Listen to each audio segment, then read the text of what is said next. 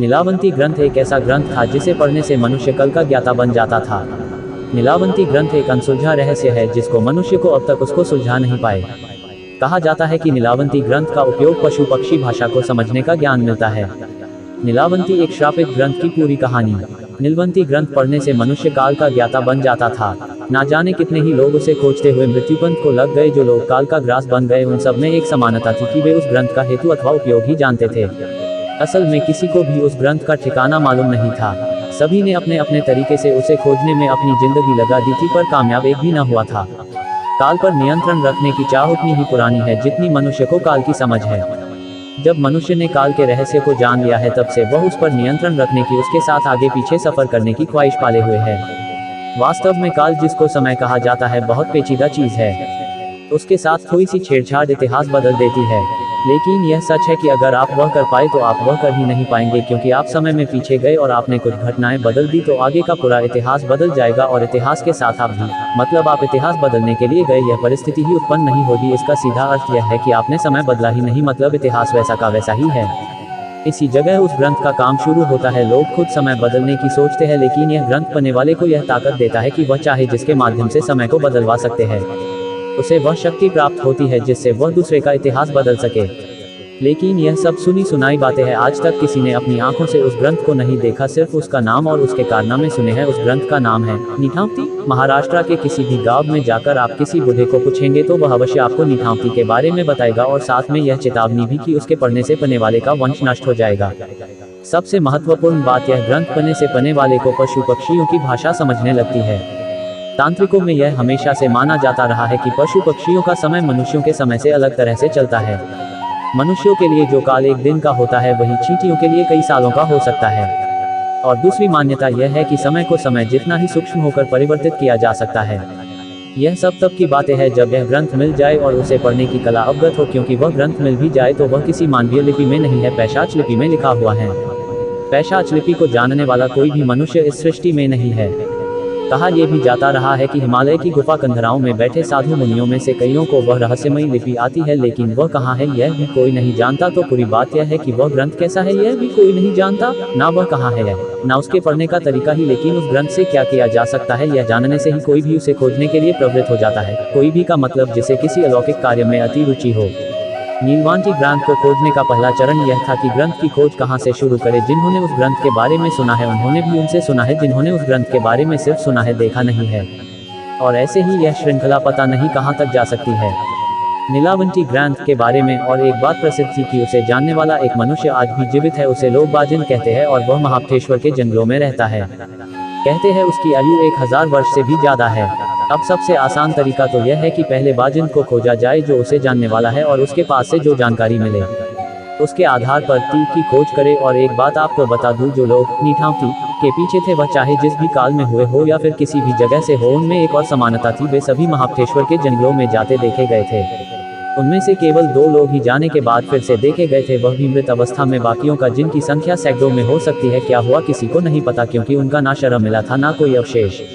अब इतनी जानकारी मिलने के बाद क्या आप अब भी चाहते हैं कि आप भी उस ग्रंथ की खोज करने जाए? तो मैं आपको उस आखिरी इंसान के बारे में बताता हूँ जो नीलावंती की खोज में गया था। शायद आपको कोई काम की बात मिल जाए जो आपको नीलावंती खोजने में काम आ जाए। दोस्तों, यह बहुत समय पहले की बात है। उत्तर प्रदेश के एक छोटे से गांव में एक आदमी था, उसकी एक पत्नी और एक छोटी सी बच्ची थी। जब वह बच्ची 5 वर्ष की हुई तो उसकी माँ की मृत्यु हो गई। इस बच्ची का नाम नीलावंती था। नीलावंती की मां की मृत्यु के पश्चात नीलावंती के पिता ने उस गांव को छोड़ दिया और नीलावंती को लेकर दूसरे गांव में चले गए। दोस्तों, नीलावंती के पिताजी को आयुर्वेद का अच्छा खासा ज्ञान था। नीलावंती भी अपने पिता से आयुर्वेद का ज्ञान लेती थी। नीलावंती के अंदर एक खासियत थी कि वह पेड़ पौधों, जानवरों, पशु पक्षियों सबकी भाषा समझती थी।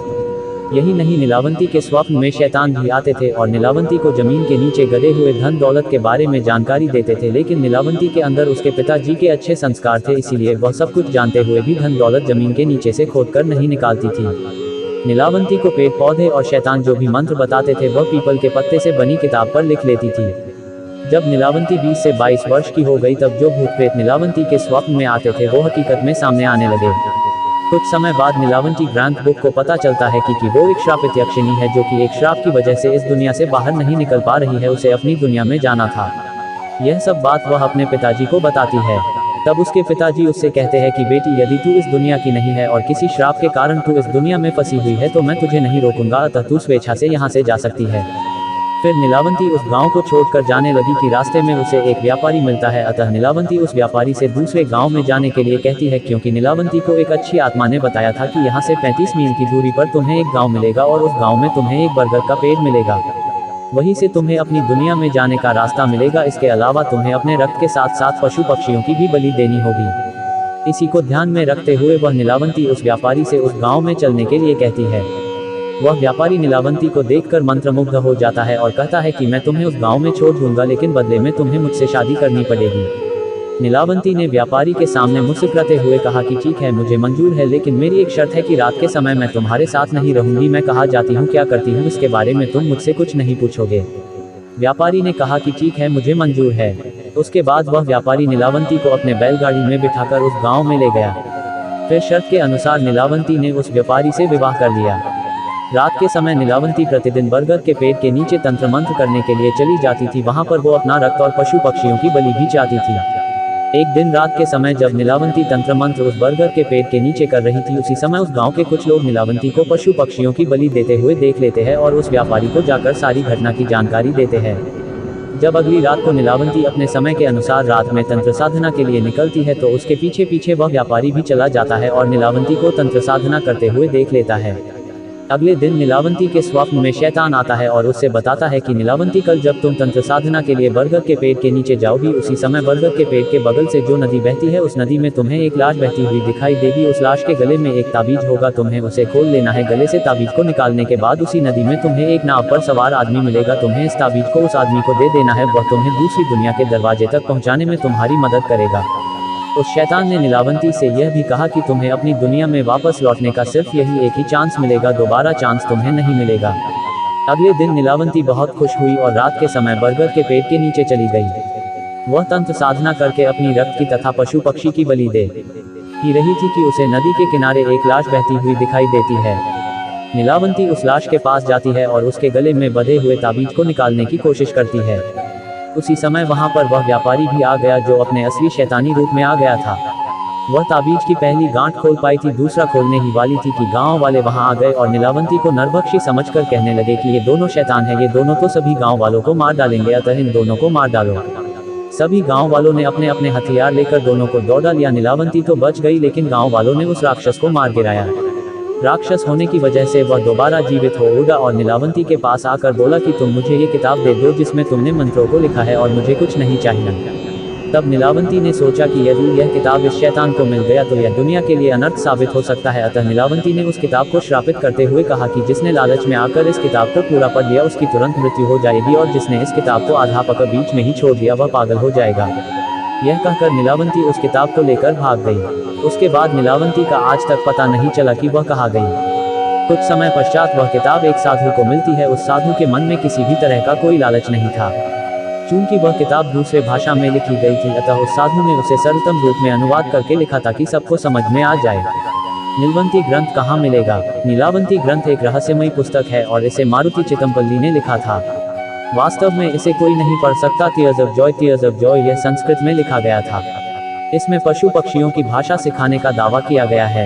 यह कई मिथकों और अफवाहों से घिरा हुआ है। हालांकि यह ऐसे अंधविश्वासों और प्रथाओं के लिए भी जाना जाता है जो वैज्ञानिक रूप से मान्य नहीं है। ऐसा कहा जाता है कि पुस्तक में प्रस्तुत जानकारी की सटीकता और सुरक्षा के बारे में चिंताओं के कारण इसे भारत के कुछ क्षेत्रों में प्रतिबंधित कर दिया गया है। ऐसा क्या है नीलावंती ग्रंथ में? ऐसे सवाल ये उठता है कि इस ग्रंथ में आखिर क्या है, या ये ग्रंथ किस बारे में है? इसका जवाब है कि ये एक ऐसा ग्रंथ है जिसके अध्ययन से व्यक्ति पशु पक्षियों से बात करने में सक्षम हो सकता है या किसी गड़े हुए खजाने का पता लगा सकता है। लेकिन इस ग्रंथ को मिले श्राप के कारण ऐसा संभव नहीं हो पाता है। भारत में बैन है नीलावंती ग्रंथ। हिंदी साहित्य में नीलावंती ग्रंथ का वर्णन मिलता है, लेकिन अब ये ग्रंथ कहीं भी मौजूद नहीं है।